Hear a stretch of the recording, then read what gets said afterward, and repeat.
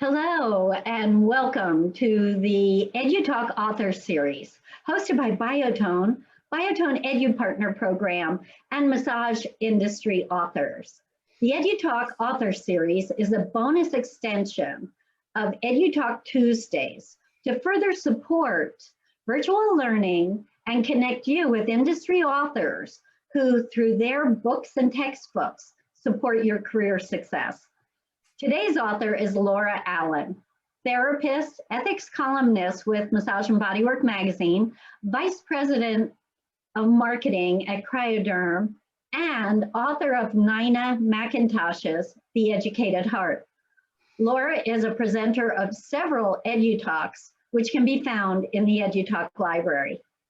Let's listen and learn as Laura shares her insights, inspiration, tools, and tips from her latest book, A Holistic Practitioner's Guide to Business. Hi, Laura. How are you? I'm good, and thank you for joining us for the author series today. I am going to turn the show over to you. We look forward to hearing and learning more about A Holistic Practitioner's Guide to Business. Here you go. Thank you.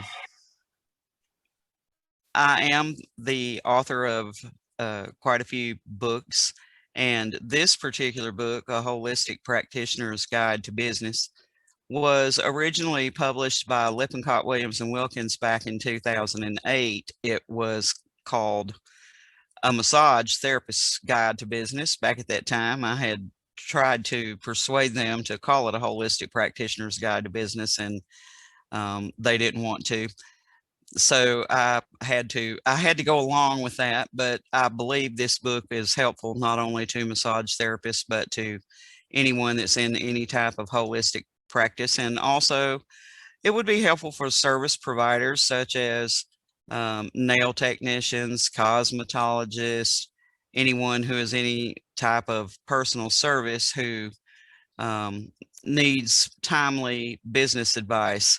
Now, my own experience in business was for about 25 years. I was restaurant owner.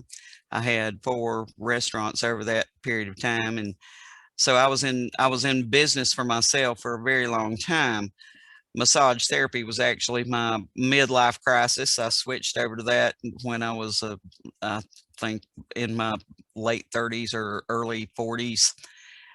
I sold out my interest in restaurants and went to work at a massage school. And the next day after I went to work there, as the administrator, decided that I would go to school. So Lippincott had actually solicited me to write this book. They said they needed a good business book. And so I put this out there, and I had wanted to revise it for a long, long time.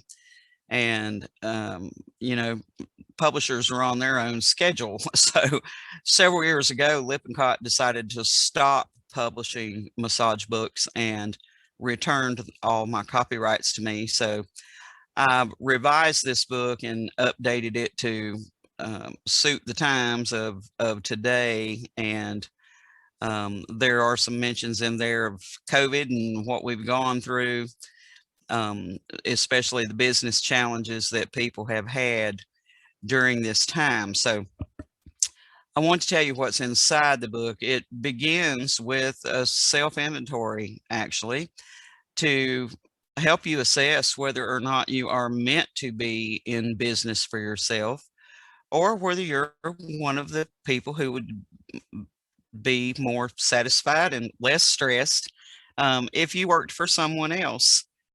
And there's absolutely nothing wrong with that. In fact, for the past few years of my career prior to COVID, I was working for someone else, and I maintained a very small massage practice on top of my duties as the president of sales and marketing at Cryoderm. But I had just a few clients by choice, and it really suited me at this stage of my career to be able to walk in the door, do massage, change the sheets, get paid, and walk out. So there's absolutely nothing wrong with that. And there is a lot of information in here that would be helpful to anyone, and not just business owners, but also to those who are employees, and the bad word independent contractors.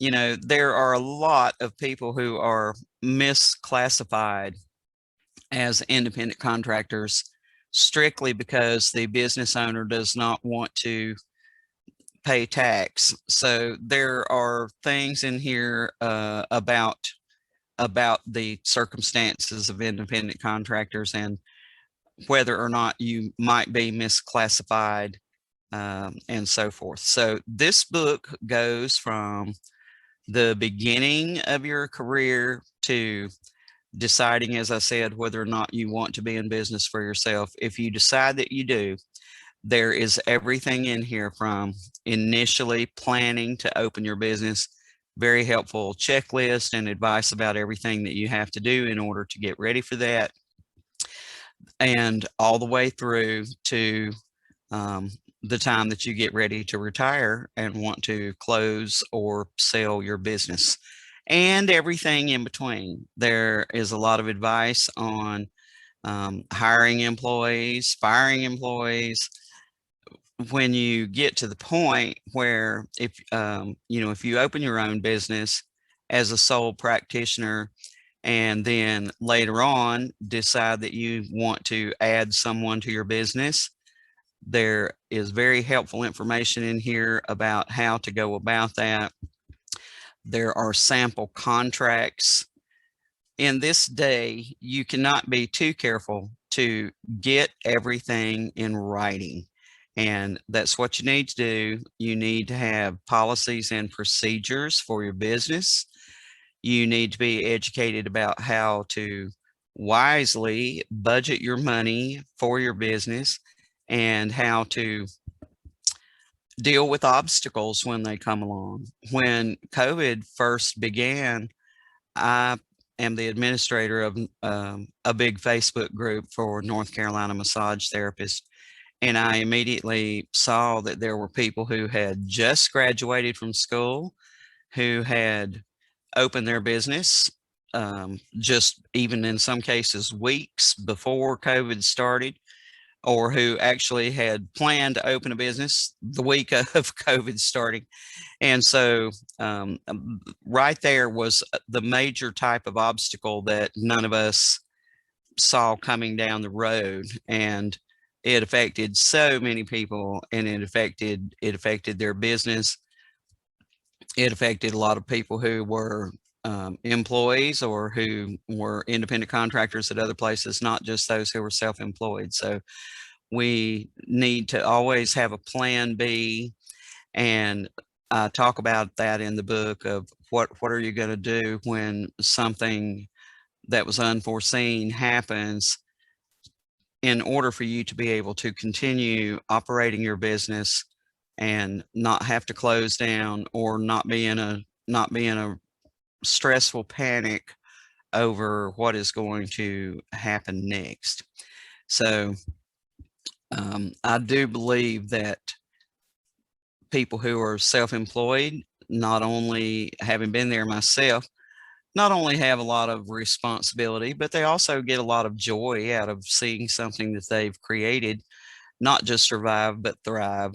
And that's what we all need to do. You know, if we're worried about where our rent payment is coming from or how we're going to meet this month's overhead and that kind of thing, that's just a situation we don't need. I've heard from a lot of therapists over the years that they felt that they did not receive adequate preparation while they were in massage school on the business end of things. They got good theory and they got good massage practice, but ethics and business are two areas where graduates really felt like they may have been shortchanged. So I am also the author of the 4th and 5th editions of Nina McIntosh's The Educated Heart. Nina was a friend and a mentor to me, and she had made Lippincott sign a contract before she passed that I got to author future editions of the book. So in this book, there is a whole chapter on the ethics of business and how to conduct your business ethically for the sake of yourself, your clients, your employees, your coworkers, your renters, or whatever situation that you are in. So this is the book. I don't know if I can get this whole cover on there or not, but it is called A Holistic Practitioner's Guide to Business, and it's available on Amazon. It's also, there's a link to it on my website at lauraallenmt.com. So I'm proud of this book, and it's full of the information, you know, that I wished I had had a better take on whenever I first opened my own business. I worked in the massage school where I was employed for 5 years after I graduated there, and then I opened my own business, and immediately there were obstacles to cross over, and I successfully did that. I'd live in a town with 4,000 people, and I ended up keeping the business open for 13 years. I closed it in 2016 whenever my previous husband was terminally ill. It was, I had actually hired someone to run it for me for the past year, and then I finally just threw in the towel on that.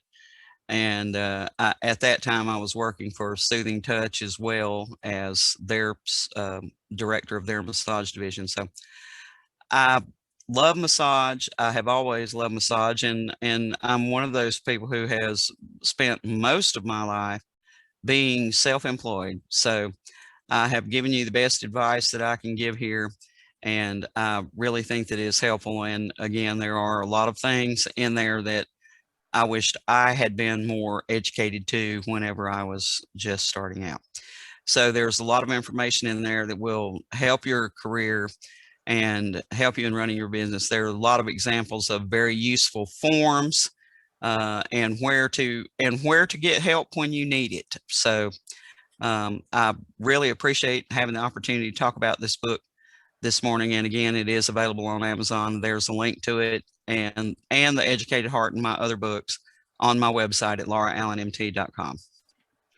Well, thank you, Laura. I mean, you power packed this last 10 minutes with a lot of information, very practical and helpful, and exactly, I mean, what new graduates coming into business on their own, or you know, planning for their future will benefit from A Holistic Practitioner's Guide to Business. Well, it's a big book. There's about 360 something pages in it. And you know how Amazon operates. If you are a Kindle Unlimited member, I believe you can actually read the book for free. I think you can download it free if you belong to Kindle Unlimited. So, well, that's something folks should check into then. Yes. Sounds wonderful. Well, again, your website, and then we'll wrap it up. It's lauraallenmt.com. Well, wonderful, Laura. And thank you for your participation and support of EDU-TALKs and the new EDU-TALK author series. I appreciate you having me. Okay, and we'll look forward to having you join us again. Thanks so much. Okay. I think we did it. Oh, it says it's still recording. I'm going to leave. Yeah.